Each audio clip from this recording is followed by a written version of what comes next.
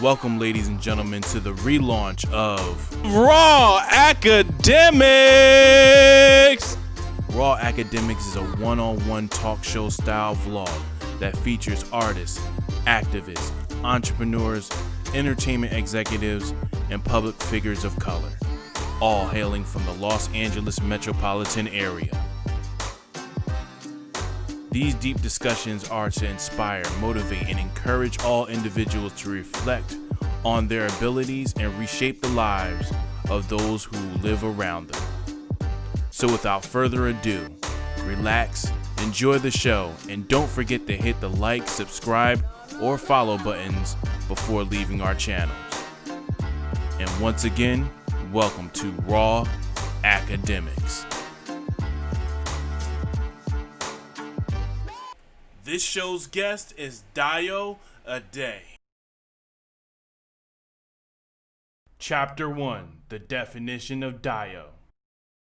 The first question I have for you is, if someone were to ask you to define yourself without using the terms, husband, son, brother, or father, how would you define yourself? Let me see. Definitely strong, persistent.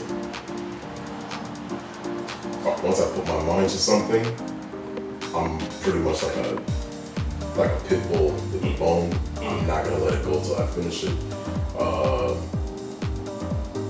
I'm definitely a leader. I'm one of those people, once I have an idea or say I'm gonna do something, I'm like a dog with a bone, and you can't shake me until I get it done. Right. Strong, and spiritual. Always give all praises to God first. And yeah, I like to lead by example, like set an example for other people who are coming up after me. You know what I mean? Yeah. Gotcha. Pretty much, it's hard to describe yourself, without sounding cocky or, you know what I mean? But I'm very confident at the same time. Right. Yeah. And that's very important, especially within the field of entertainment, where there's a lot of rejections,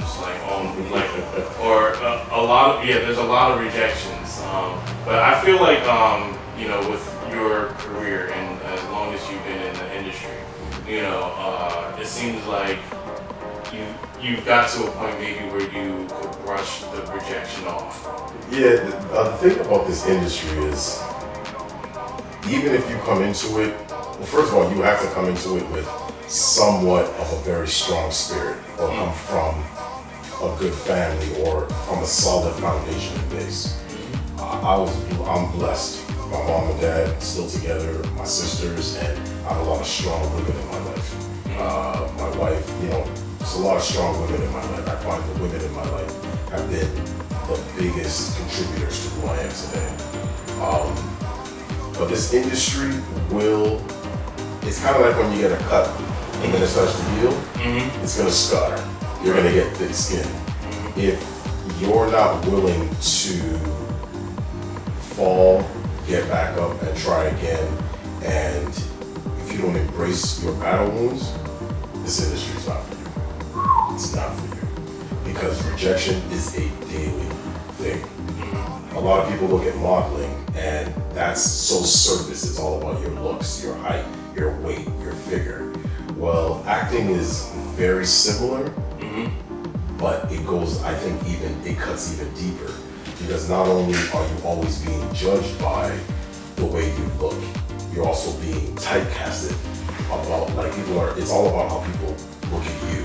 Right. And sometimes that's not the way you look at yourself. Sometimes that's not the way you want to be looked at. And sometimes you have to embrace the way other people perceive you, because you're playing a character. So you can never take anything personally. It's been a journey, but it's something I learned very quick, because like I said, I came from a very blessed family, strong foundation, and I've always been very picky about the people I surround myself with. Got you. So you were born in Lagos, Nigeria? Lagos, Nigeria. And what are some of your earliest memories of Lagos, right? Yeah, Lagos. Yeah. Lagos was, I was born there, raised there till I was 4. Okay. So then we first came to Canada when I was 4. Then moved back for a year when I found out I had older siblings from my mom's previous marriage. Wasn't feeling it. We were already Americanized by then. Then we moved back to London, England. Lived there for a couple of years, and then ended up in Toronto, and that's where I grew up. But some of the earliest memories, I was really young, so a lot of the memories that I remember are more so from stories that I was told. Okay. Just, family, just being one of those kids who could never sit down, always getting into stuff. But one memory that I do remember when we moved back, because I was, I think, around the age 9 or 10, around that. I can't exactly, I'm not good with dates. But was having to jog all the way home from our boarding school that we went to, because we all had uniforms and everything, to come all the way home to let my parents know that something had happened at school, so they had to come because we had cell phones and all that stuff right, yeah. at that age. Right. But yeah, that run was like for a kid that young, and then in the heat, and just, yeah, that's one of the most vivid memories that I have. But I also look back at it now, and it's a testament to, it's very parallel with how my journey has been in this industry. It doesn't matter what the obstacle is, it doesn't matter how hard it is, I'm just gonna keep going forward. There is no turning back. Right. Especially when my little sisters were at the school, so I had to make it home. Right. And I think I have that kind of mindset that once I put my mind to something, I always put, the word I'm looking for, I always create high stakes. So there is no option to turn back. Just gotta keep going forward till I finish what I started. Chapter 2, the creative bug. Like how do you create new ventures with high stakes at this age? Well, here's the thing about this creative bug, because I also teach now, also in LA, and I teach in New York. Once you have that creative gene in you, or you've been bit by the creative bug, you won't be able to shake it. You are going to have to feed that flame at some point in time in your lifetime. People who are just starting or thinking about getting into this career, acting is the gateway into this industry. And I'm specifically talking about film and television, not even so much stage like theater, but film and television. Acting is the gateway into this industry. And I tell my students this all the time, not everybody's gonna make it as an actor, but you should keep your eyes and your ears open, and just keep yourself open to other opportunities of other professions within the entertainment industry that you could end up falling in love with. Right. Whether it's behind the camera as a cameraman, lighting, hair and makeup, transportation, locations, there's entertainment, but there's so many different pieces of the machine that if you take one piece out, the whole machine collapses. Right. You need all these different pieces, down to agents, managers. It just, the list is endless. It's endless. And I have seen people start off in acting, end up writing or directing, and they fall in love with it. And that's what acting was actually leading them towards. You know what I mean? And there's no rule against being able to do multiple things within this industry. Right. Like now, I'm also writing and getting ready to start producing. So it's all, as you grow in the industry, you'll find other pieces and other parts that actually are gonna speak to you or are gonna feed that creative fire that you need to keep going. Chapter 3, Lakana's song. So recently you wrote a song for Lakana. Lakana. Yeah. Yes. So how was that experience like? It was a crazy experience because I'm sitting on the couch. The whole George Floyd thing had just happened. This was like a week, like not even a full week after. And you're starting to see people in Berlin, Germany, the UK, just the uprise is just going on. And people are protesting. And like you said, we're up there in age. And I find that this movement, Black Lives Matter, I think it's more so for the younger generation to be the boots on the ground, and we're supposed to be in more of a supporting. We're supposed to be supporting them in this movement. I think our generation and the generation before us, when they passed on the baton, it was just full of. They gave it to us. We did the best that we could do. Now we're passing it on to them, and it really hasn't gotten any better. Right. And I think that this generation with social media and the internet, they're not taking no for an answer. And I think that the way they're going about it, they're really standing up to the powers that be.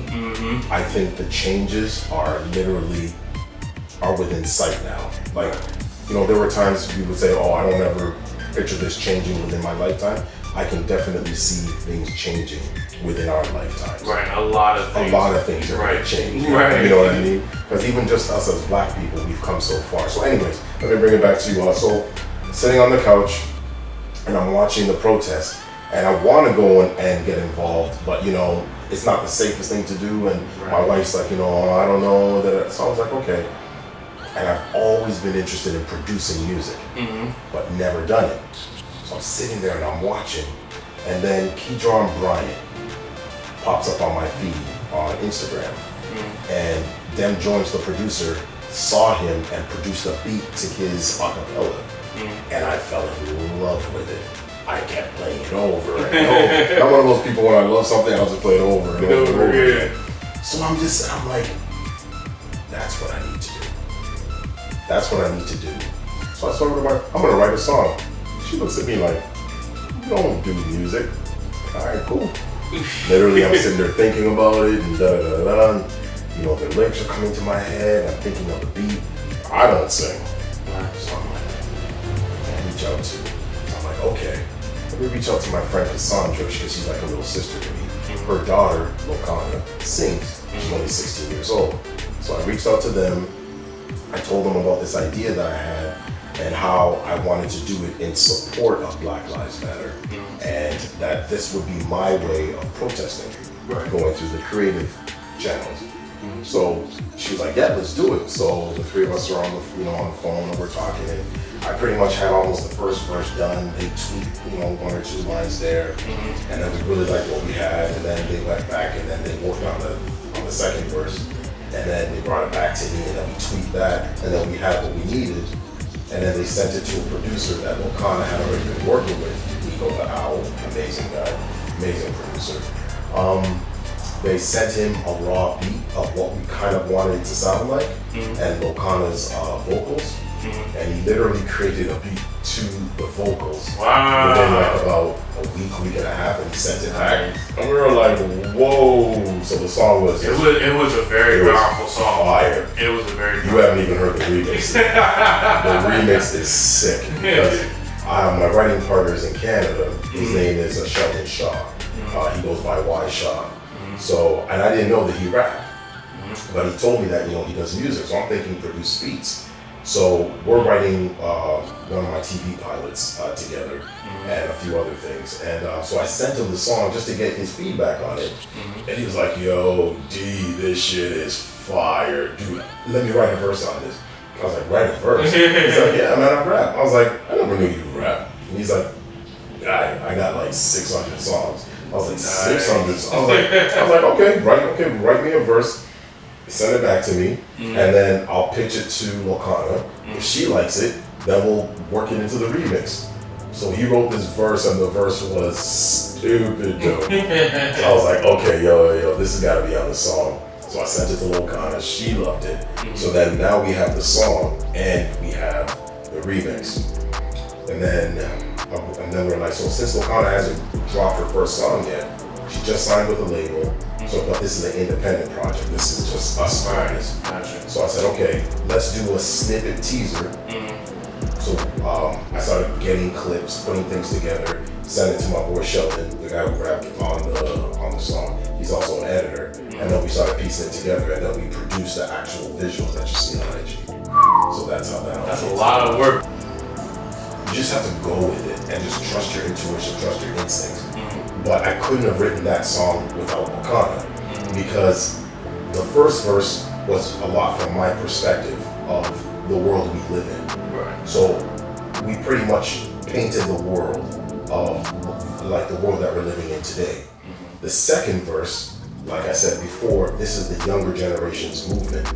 If when you guys get to hear the second verse and you get to see the whole song in the video, you'll see the difference in the transition. So in the first verse, we paint the world that we're living in now, all of the injustice, everything Black people are fighting for, and that everything should be more humane. We should all be living as one people. We're all part of the human race. The second verse comes a lot from her perspective of the world her generation are working towards and want it to be. And when you hear the second verse, you'll be like, wow. It all makes sense. Yeah. So let's go back though to when you first started in the industry. When you first moved to Canada, actually. What was life growing up for you in Canada, and what are the differences? Like, I didn't even know you moved to the United Kingdom. Chapter 4. Oh, Canada. So what would you say is the difference in lifestyle? Well, let's just keep it with two. But the United States and Canada, what do you think are the differences in lifestyles between Canada and the United States?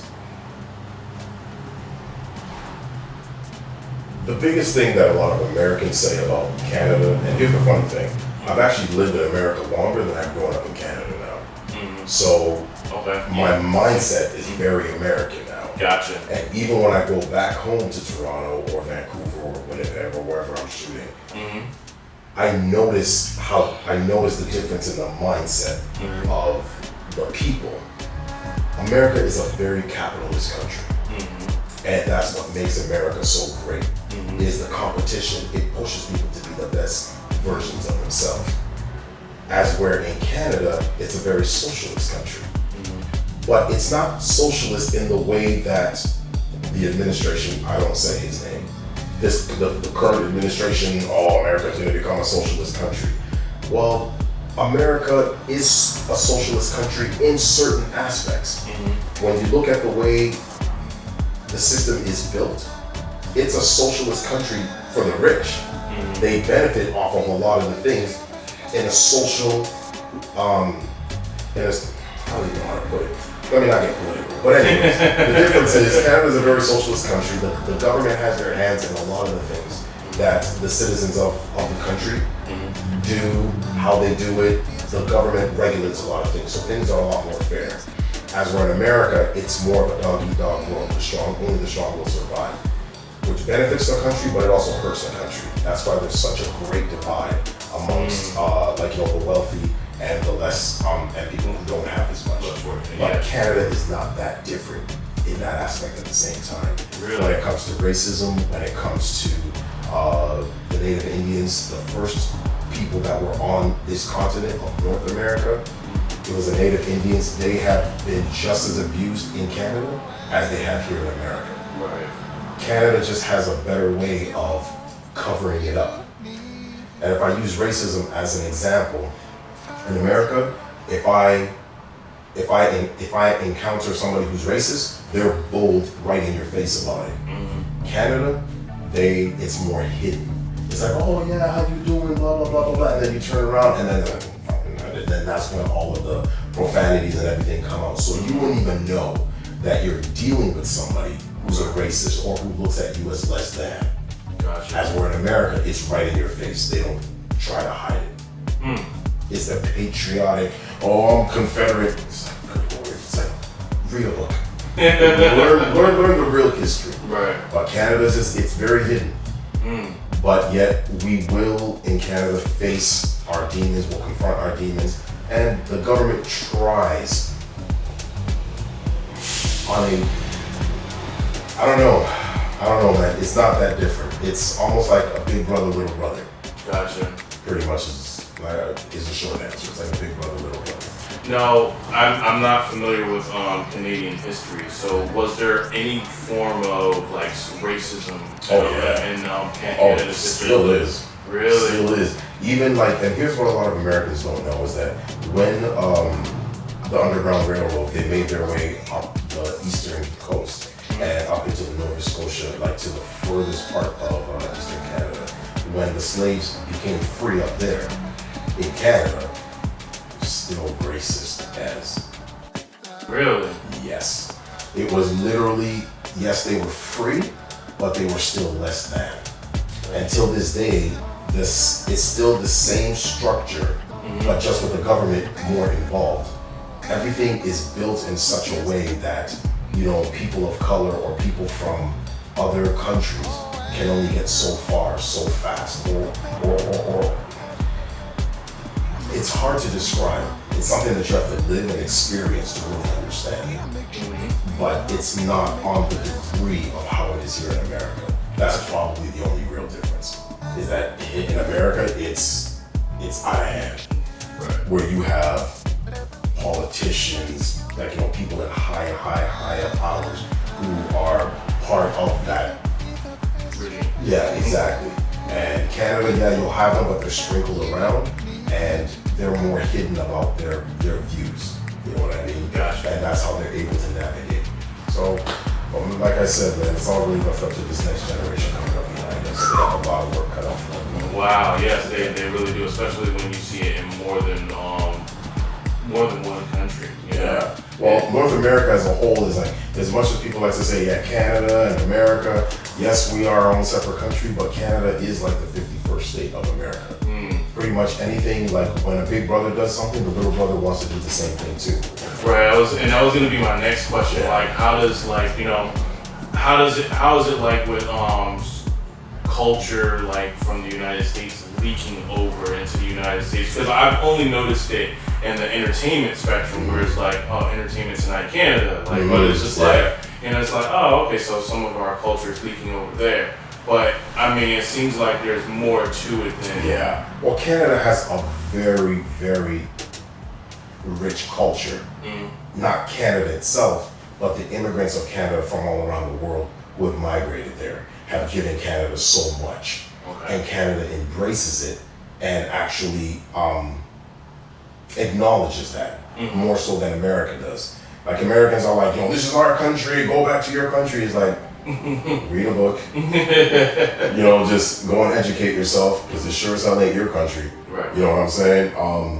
Canada, you won't have people saying that as much. You'll still have some assholes who say stuff like that, but Canada is everybody's country, because the people who have built this North American continent has been built on the backs of slavery, black people, the Native Americans who were here first, and all the other cultures and countries that have come afterwards. The diversity of North America is what has made North America so great. When you go to other countries like the UK, they consider Canadians Americans because we're on the continent of North America. Right. To them, they really don't see no difference. Right. And what I was saying before about big brother, little brother, and the little brother always wants to be like the big brother. These last 4 years of having this particular current resident in the White House, I think has shook up not just the world, but really given Canada a wake-up call about how much do they really want to be like the big brother. Right. Okay. And the independence now of people speaking out. I know a lot of other Canadian actors who are living here, who are dual citizens, just like myself, who have moved back.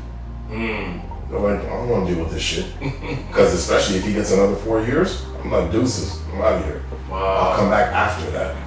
But then everything he's doing, it's going to spill over into the next administration anyways. Heaven please, Biden wins, and he's got his work cut out for him, man. Right. Whoever comes in, they have their work cut out for them. Right. Because everything he's doing now, we're still going to be feeling the effects of it. The next 4 years, he's done so much shit.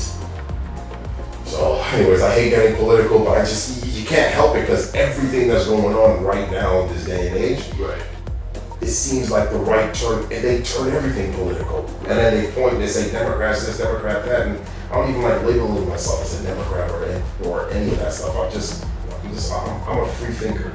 Right. I think for myself, I do for myself. I watch. hate to say this, I do watch Fox too, but I like to be well informed from both sides just to understand and how that spills over into America. What the perspectives are. So, you know, and there are some things that I see from the right that I actually do agree with, but it's like, you know, it's just they go way too far to the right for my liking. And as far as Canada mimicking, yeah, like, you know, they have a mini Trump, a baby Trump in Toronto, who is in government. He's I don't know his title. He's one of the Ford brothers. His other brother passed away.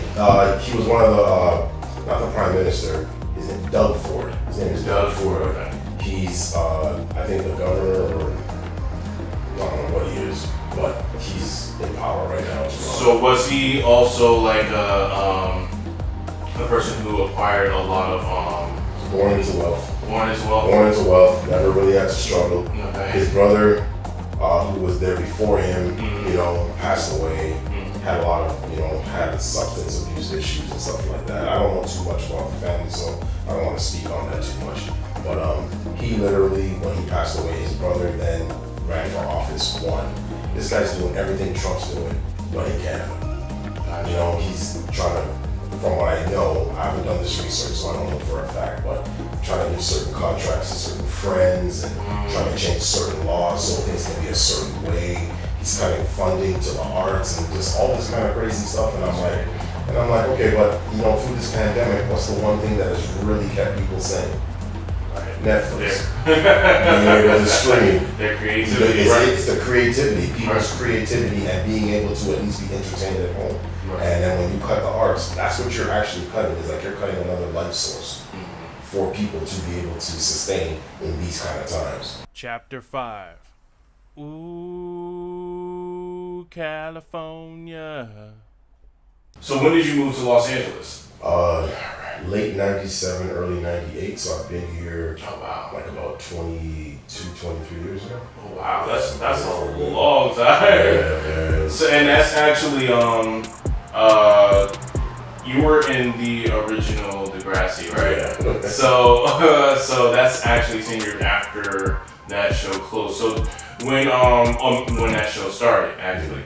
So right when the show closed, did you see that as an opportunity to move to Not right away. Because at first I was like, I didn't know what I wanted to do because just the way that show came to an end, it was pretty abrupt for us as kids at that time, and that's a whole other story. You know, we didn't know what I wanted to do. It was barbering, was working at Scarborough Town Center, like all these little different odd jobs, and then I met my manager on the bus, who then kind of got me back into acting again. I never stopped, but I wasn't actively doing it. Right. It wasn't a heavy pursuit. Yeah, it wasn't a heavy pursuit at that time. I was still young. I think I was like 19, 18 or 19. I was like, okay, I'll just do whatever comes next. And then when I got back into it, I just found I was doing a lot of the same stuff. Gangbang, like they were trying to typecast me into a certain box. And then that's when I really started looking at, you know what, I can do more than this. I have way more skills and talents than this. So I started looking south. Let me check out America.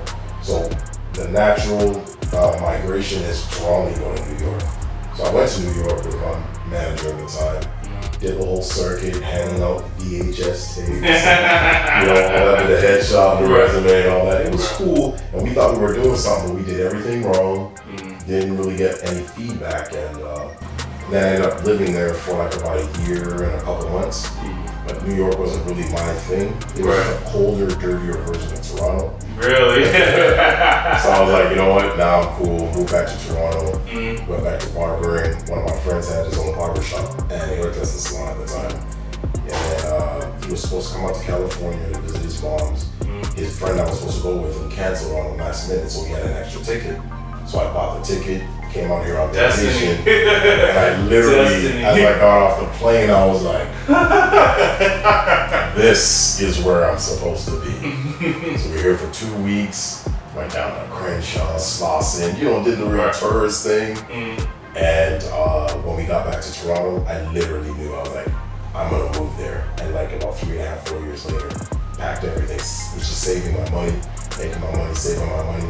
And that was mid-97, came down here, started kind of scoping out where I was going to stay when I came because I didn't know anybody. Right. So found that, kind of figured all that out, went back to Toronto, and by late 97, I came down, stayed in a motel for a couple of weeks, went back to Toronto, got the rest of my stuff, and that was early 98, and that was it. I was here. Man. So did you just that one visit to LA, or did you do several trips? One visit, and you were just you were convinced. Because I've been in New York for so long, and being in New York for over a year, I never got that feeling. As much as I wanted to get that feeling, because it's the Big Apple, it's New York. Never got that feeling. Really? But just a vacation, visit my friend's mom, like that, knew right away. What do you think was the big difference between the two places? The sun. So we're definitely the weather. And then there was always just that big thing about California. The riots had just happened. The big earthquake had just happened. Right. So family and everybody was like, "What are you doing? You're crazy." But that didn't even deter me. I was just like, "Nope, that's where I need to be." It was just there was an energy about being here, and it's the mecca of the entertainment industry. This is what I love to do. So I just knew. I was like, you know what? The worst I can do is go out there, try. If it doesn't work out, I'll be back in a couple of years. But like I said, once I start something, that's all I knew. Right. Yeah. Chapter 6, The Original Degrassi. Okay, so you in the original Degrassi, you played the role of Bryant Lester Thomas, right? Yep. So walk me through the process of how you obtained that role.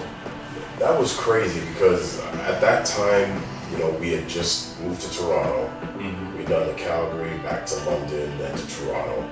And my mom already knew that, okay, he loves being in front of the camera. So we did this little modeling agency course thing, got my certificate, they gave us a list of agencies. Then we went out, got an agent, and I was doing catalogs at first, doing a lot of catalog stuff. Did that, and then one day, like my agent said to my mom, he's not shy at all. You think he'd want to try doing like film? She was like, yeah. So she asked me, I was like, yeah. Okay, no problem. First audition was for a Big Brother commercial, didn't get it. Second audition was Degrassi. Didn't even take it serious. I probably auditioned for about 3.5 weeks against a couple hundred other kids who looked just like me. But as they kept making the cut, then I started to see, maybe this can really happen, because I was young. I was I think 12 or 13, or 13 or 14, somewhere around there. I was like just preteen or just become a teenager. And then the audition process just kept going, and the next thing I know, there's only about 2 or 3 of us. That's when I went to get serious, and then the rest was history. Wow. That was my first real active gig was Degrassi, and never looked back since then. Amazing. That's amazing, bro. Lesson, What were some of the major lessons that you learned while being on set or going through the process of auditioning for that role?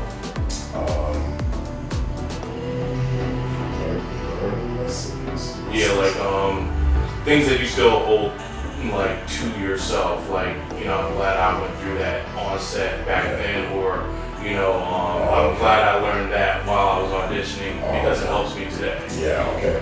I try to keep my personal life and just my life, I call it my real life, and then my acting life. I like to keep them separate. Really? I just live my life.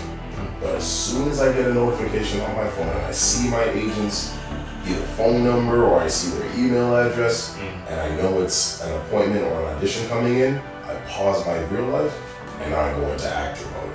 Really? So I keep them very separate. I'm not just living my life, I'm an actor. I'm Dayo, that's who I am.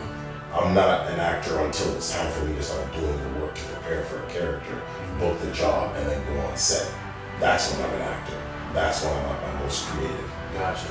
So that's one lesson I've learned, especially through the auditioning process.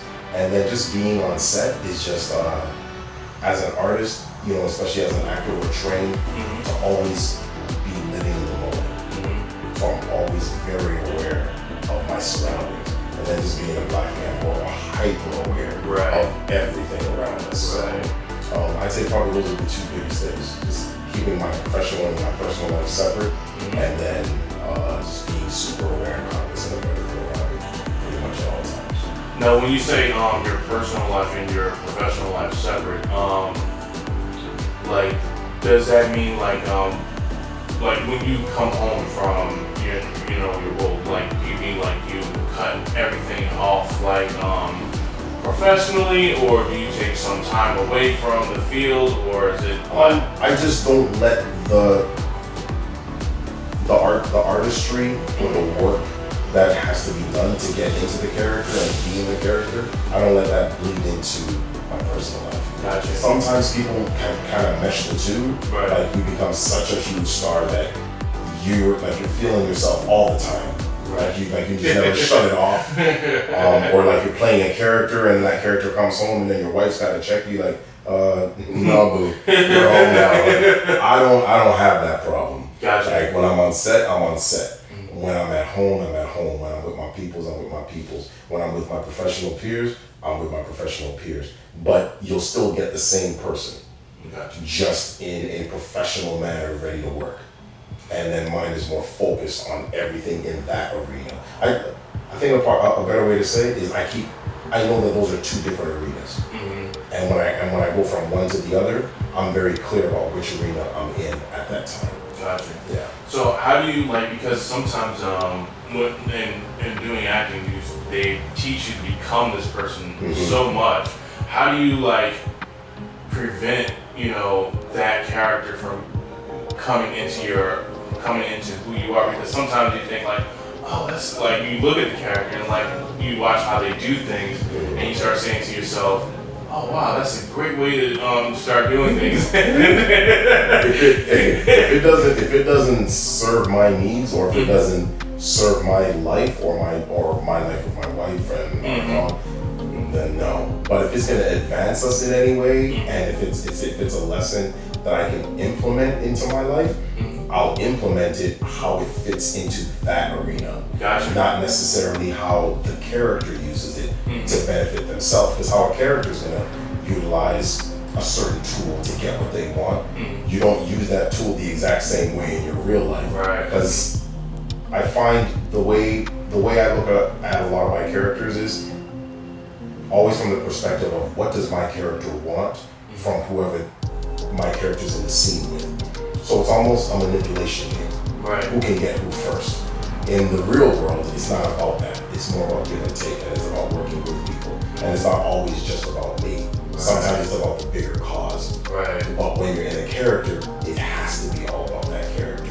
Because that's the only way you can really embody that character, is to live in that character's flesh. So I think it's not that hard for me, because I'm not a manipulative person to begin with. But put me on a set, lights, camera, action, I'll manipulate the shit out of whoever I'm acting. Yeah. So it's like it's a challenge thing. Cool. So from out of all the roles that you played in your career, what was your favorite role? Easy. The last series I did was called Cracked, and it was about a new squad was developed of police officers. 2 police officers were teamed up with 2 medical professionals, and they were dealing with people. Whenever they got 911 calls that had to deal with people who had any kind of mental illness, they would send out these two specialty teams. This was based on real life, on an experiment they did in Hamilton, Ontario, in Canada. And because they were finding that a lot of 911 calls that had to deal with people with mental issues, the way police handled those situations was not helping. They escalated the situations.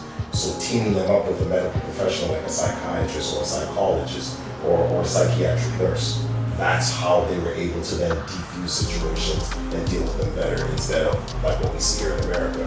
There's a lot of things that police get called for that they don't have the proper training for. So anyway, on that particular show, Cracked, I looked more like the cop, but my partner looked more like a nurse.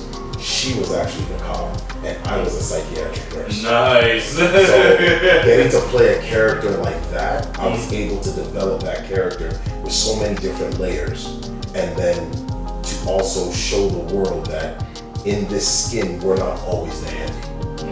We're not always the bad guy. My character was so empathetic. He was the healer of the group. He was the one who would always talk with his heart and wore his heart on his sleeve. And that was a character I never got to play before, and I always wanted to play. And I miss playing that character. And it's a show that is so needed now, especially in the state of the world that we're living in all of North America. CBC, if you're listening, you need to bring the show back. Chapter 7. No more heavy. Let's go back a little bit because you said something when you were between 19 and I guess early 20s. Yep. You realized you were being typecast and stereotyped a lot. How did you change or shift that part of your career? And also how did you shift that part of your career? And always get these parts where you just explained where it's you're playing a more empathetic character. How did you create that shift? It's also part of your journey as not just a human being, but also as an actor and as a creative person, as a creative being. I enjoyed playing the bad guy, the heavy, when I was young, the gangster, because, playing bad on television or on film is fun. They're probably the most fun characters to play. But especially in this time and at this age and this stage of my life, one of the discussions that I had with my wife and even with my family, and they were all happy to hear me say this. Last year, 2019, I played another role on Rookie. Great show. Thank you guys for having me. Where I played an inmate. I had not played an inmate in probably about 7 or 8 years. And I was like, I get to play this guy again. I was like, this is going to be fun. They put tattoos on my face, all around my head, on my hands, on my fingers. So I got into that character and I just people were like, whoa. So much fun. Right. Then 2020 hit. George Floyd happened. Ahmaud Arbery's story came out after the pandemic. They were starting to get a grip on it. Breonna Taylor's story came out. And then all these stories are coming out of our people being abused and just being, it's like they're treating us like cattle. And that's when I just, I'm never doing another role like that again unless it serves my purpose. Unless the script serves me in a way that I can tell more of a story than just being the heavy. I don't want to embody and to continue to perpetuate the negative stereotypes that are put upon us as black men already. Right. Enough people are doing that. To answer your question about how was I able to shift that paradigm in the journey of my career, it was a process because I had to change my own perception of how I looked at and enjoyed playing those characters, and started looking at the responsibility that I have to take on with how I'm portraying my people on camera. The news does it every day, media does it every day. We're so hypersexualized and stereotyped in so many ways that we don't also need it on film. And in this industry, you have to find what your strong suits are and embrace them. And when you get to the position of power where you can start to say no, then you start to say no. It's not easy, right? But it's a choice. And it's a choice you have to be ready to make and deal with the consequences and continue moving forward. And I got to a place in my career where I just didn't want to only do those roles. So I had a conversation with my agents and my manager. And my manager, Ray Miller, love you, super dope. He gets me. We're like same age, same year, just a couple months apart. He understood where I was coming from. My agents, it took them a little bit longer to get it because they kept submitting me for those kind of roles. I go out, I audition, and then I just turned it down when they wanted to book me. And then they understood where I was coming from. I have more to offer than that. So I think it's more about you need to know yourself, be in a place where you're comfortable and you've done enough or have enough of a body of work that you can say, I don't want to do that anymore, or I'm not going to do that anymore. And I don't judge anybody who takes those roles, because we gotta put food on the table, we gotta eat. Right. I was there too. And then when I made the transition from Canada to America, I literally had to start all over again.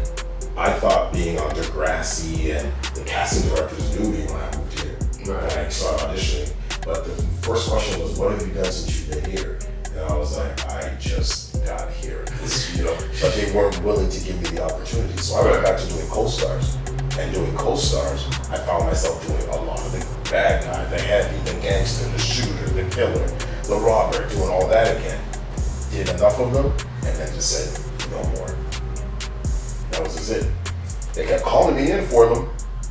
I'm going, they want to book me. No, sorry, we're turning me down. And then they finally got it, and they're like, okay, well, let's try them out for something different. And then that's when those roles started to come, and I was killing them too, because my work ethic stayed the same. Right. And I'd proven to them I can do this, but you need to give me the opportunity to try this. And then when I did it, and they loved it, it just opened up the floodgates. Now, in being strong enough to say, no, I'm not going to do that anymore. It's very, like, I from what I know, is like, it's very hard to say that in this industry, especially when, like, this is, what I just did was something big. I don't know when's the next time I'm going to do something big. Like, how did you stomach through that storm? I don't look at myself any better than, but I also don't look at myself as any less than anybody else in this industry. Listen, the one thing I love about America is that there's a star system. For every job you do, you get recognized for it, and you get bumped up the ladder.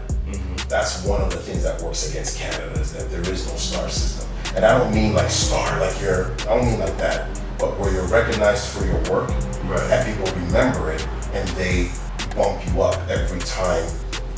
And that's one of the biggest problems with the Canadian industry. As I look at all other actors in this industry as my peers. There are some who I'm like, whoa, I would love to do that. You know what I mean? Right. But the opportunities are not always there. Right. It's also about the relationships. Black Panther, Chadwick, amazing job. I know I could have done that too. When I keep my ear to the ground, I was working out, I was ready for that role when it finally came to fruition. But they had already cast him way before the script was even written. Wow. So I was in like ridiculous shape. I still keep myself in shape. But so that role was cast. So then I was looking at the next best thing was Killmonger. And I was like, okay, I'm going for that. They already had talking about Mike B. Yeah, Michael B. Jordan. And he killed it. So then the role that they brought me in for was the leader of In the Mountains. Oh, all their names are slipping me right now. So pretty much what I'm trying to say, and just like, is I don't feel like there are actors who are better than me, and I don't feel like I'm better than any other actors. It's just that when the opportunities present themselves, are you ready? I stay ready.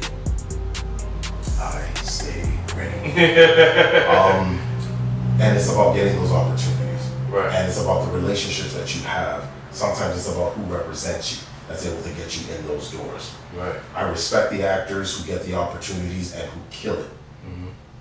I just don't feel like anybody's better, and I don't feel like I'm better than. I just know that I can do the same caliber of work.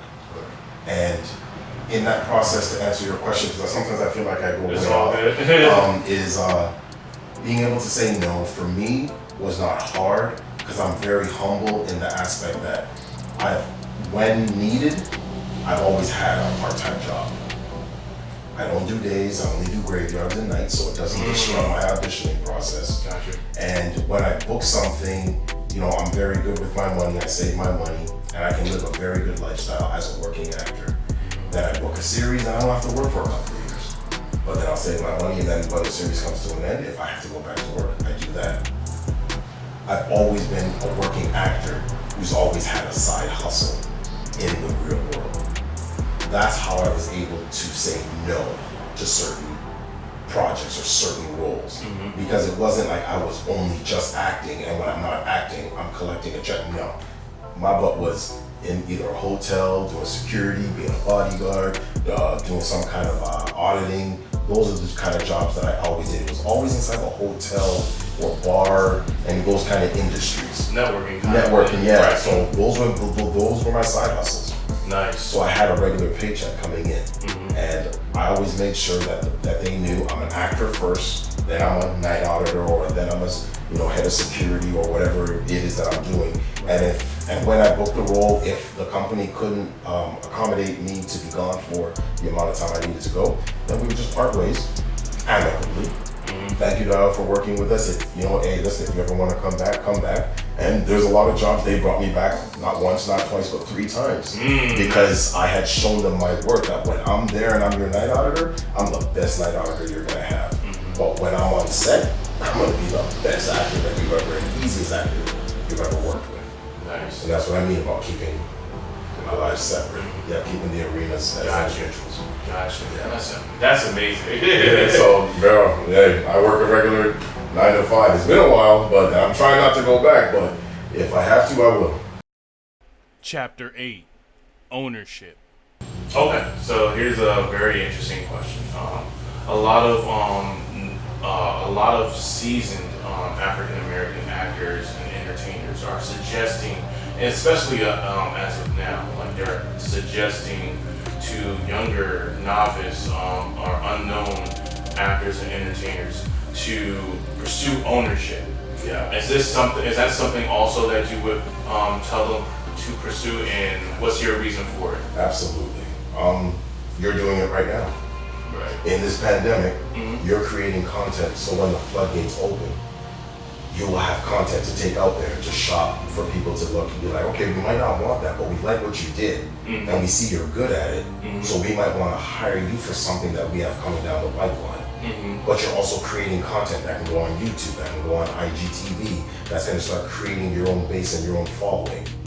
It's about changing the narrative of how we are perceived. The only way we can do that is by ownership. If we don't own the things that we are putting out there, then we have no say. Put it to you like this. If we don't have input if we're making a pie, and if we don't have input into the ingredients that are put in the pie, we can't complain about how the pie tastes when we get our slice of it. If we are one of the cooks who are making the decisions on what ingredients are going in the pie, and we're part of the person creating that pie, then not only are we going to have more control of how the pie is going to taste, but also how big of that slice we take away from it. It's the exact same thing with this industry. Build and create your own content. I'm doing the exact same thing right now. The amount of projects I'm writing and working on is ridiculous. My wife is like, you need to sleep more. I need to sleep. I was like, there's enough time for me to sleep when I'm dead. But I need to do it now during this pandemic so that when the floodgates open, like how we're talking about, I have multiple different pieces of content to offer. I have a slate full of things to put on the table. Right. And right now, between all these streaming services, there is a content war going on. Right. Everybody's battling and trying to outbid each other for content. Everybody's looking. From Netflix to Hulu to Amazon to Apple, they're all looking. It's just what are you bringing, or what's your twist on what you're doing and how you're delivering it to them. Right. It's ownership. That's true. That's very true. So, and you said that you have several projects that you have on slate. Are you able to talk about any of them right now? I own them, so I can talk about them. Mainly, my arena with the world that I know really well is drama. 1 hour dramas. So I'm working on 2 specifically that are from my brain that I've created. One's called Barcode. That's a working title. Just about how the life of a brother, it's hard to explain. Barco, let's leave it at that. Yeah, it's a 1 hour drama, and then there's a second one called Intel that I'm actively writing right now with my writing partner, and that's Sheldon in Toronto, and it's about this young team who look really young, but they're actually older than their age. They're recruited and made into a team, and they infiltrate colleges, universities, because there's an opioid pandemic going on in America. So they're trying to find out where the drugs are coming from. And they're gonna navigate their way up the pyramid to find out who the real drug kingpins are. And it's gonna be white collar, in government, as it always is. They're always hiding behind their jobs. Right. So we'll figure it out, and so we're writing the pilot right now. That's amazing. I like the story already. With all the success that you've achieved in your career, what are the current challenges or obstacles that you're looking to break down? Okay, that's a great question. I'm glad it's like the perfect way to end this. I look at challenges. I welcome challenges. Obstacles, I always crush them. The challenges are I'm making not a transition from an actor to a producer and writer, or to a writing producer, but to add that onto my resume that I am also a writing producer who's creating my own content. That's the challenge that I've embarked now, that I have finally conquered the hurdle of the intimidation of a blank page and creating something. I've always been intimidated by writing. Really? I always tip my hat to writers, like, how do you guys create all these lines and these scenes and scenarios? And over the last, I'd say about eight, almost 9 years, I've just been writing here and there, just trial and error. And I finally overcame that obstacle, that hurdle, where I'm not intimidated by it anymore. And now I'm writing a bunch of multiple projects. So that's the challenge. The obstacle is getting the industry not to let me show what it is I have, but for me to just kick down the door and demand for my work to be seen. It's all about perception. I don't need anybody's permission. I'm gonna make sure that the stuff that I write is so part of my friends pretty good that they can't say no to it. That'll be my way of kicking down the door. And it'll come out of left field. Right. Just like the song I Can't Breathe. Never written a song before. First time I ever wrote a song. Finally got over the intimidation and the challenge of doing music. Right. That's the first thing I've ever written and produced. Executive produced as far as visual. I didn't do the music, that was all Nico. But now that I've done it, it's not gonna be the last one. So that's the same thing I'm working through right now with film and television. I've been in front of the camera all my life. Now it's time to go behind the camera and take a bigger slice of the pie and be in control of the ingredients that are being put into the pie. Ownership.